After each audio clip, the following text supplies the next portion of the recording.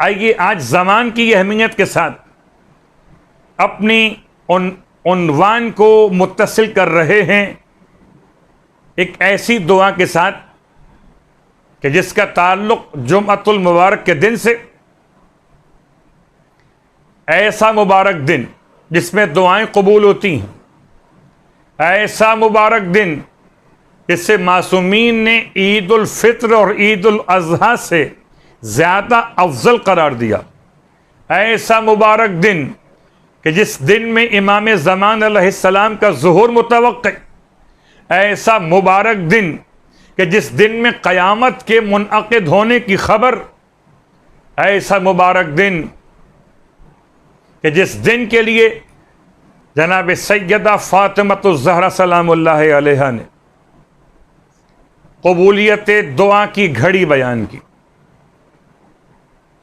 क्या मतलब, फिर याद दिला दें आपकी खिदमत में, जब जनाब याकूब अलैहिस्सलाम के पास जनाब यूसुफ अलैहिस्सलाम के भाइयों ने आकर आपसे इल्तमास की कि आप हमारे हक़ में खुदा से मग़फ़िरत तलब करें। जनाब याकूब अलैहिस्सलाम ने अपने बेटों से इरशाद फरमाया कि मैं तुम्हारे लिए खुदा से मग़फ़िरत तलब करूँगा, मगर सौफ़ा, कुछ वक्त के बाद। तारीख़ का जुमला कि आपने जुमे के दिन का इंतज़ार किया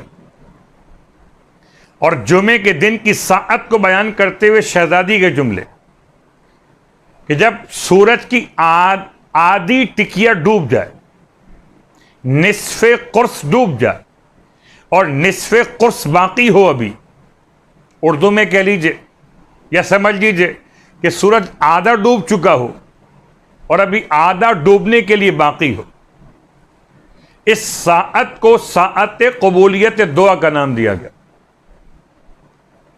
और शहज़ादी कौनैन सलामुल्लाहि अलैहा इतना एहतमाम फरमाती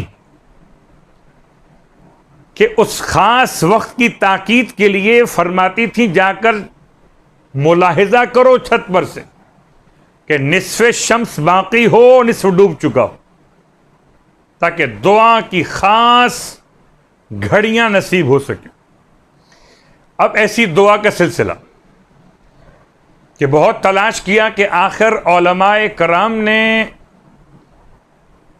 मोतबर किताबों में उस आखिरी साअत रोज़े जुमा, फिर मैं याद दिलाऊं आपकी खिदमत में इस प्लेटफॉर्म के ज़रिए से कि जहां पर दीगर दुरूस भी आप समात फरमा रहे, कि इमाम ज़माना अलैहिस्सलाम की साअत है आखिरी साअत।